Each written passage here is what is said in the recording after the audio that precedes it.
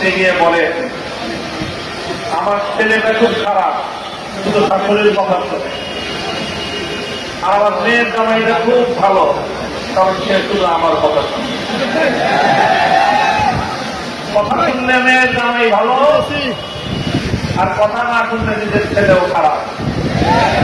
আজকে বিএনপির হয়েছে সেই সুবিধাবাদের লোক।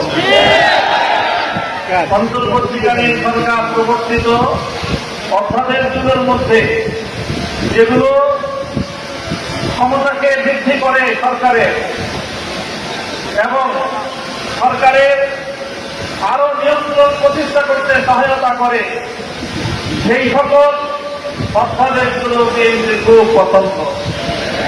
আর যে সকল অর্থাদেশগুলো, যে সকল প্রস্তাবনাগুলো জাতির কাছে জবাবদিহিতায় বাধ্য করে, সেগুলো তাদের কাছে খুব অপছন্দ।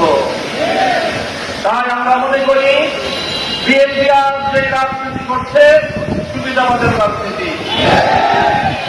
আমরা নির্বাচন পূর্ববর্তী সময়ে বিএনপির আরেকটি চরিত্র লক্ষ্য করেছি, সেটা হল তলে তলে বিএনপি সারা দেশে গণভোটে ন্যায়ের পক্ষে ক্যাম্পেইন করেছে, কিন্তু প্রকাশ্যে সে ন্যায়ের পক্ষে কথা বলার দুঃসাহস তাদের ছিল না, সেই সৎসাহস তাদের ছিল না।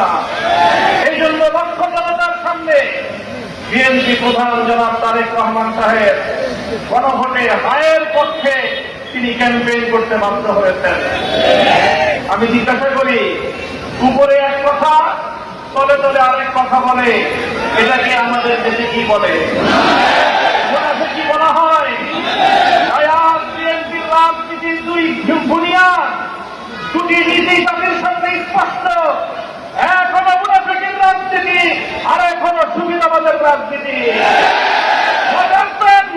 জুলাই বিপ্লবের রক্তের উপর প্রতিষ্ঠিত নতুন বাংলাদেশে সুবিধাবাদের রাজনীতি, মুনাফিকের রাজনীতি বাংলার মানুষ সহ্য করে না।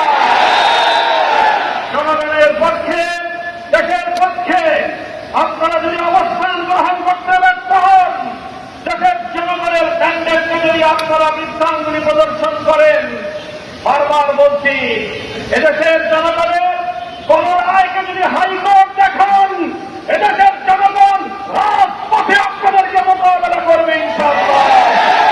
70% জনগণের বিপক্ষে গিয়ে দেশের ক্ষমতার মস্তকে টিকতে পারবেন না। শহীদ জিয়াউর রহমান, বেগম খালেদা জিয়ার সন্তান, কান খাড়া করে শুনে রাখেন, জনতার বিরুদ্ধে গিয়ে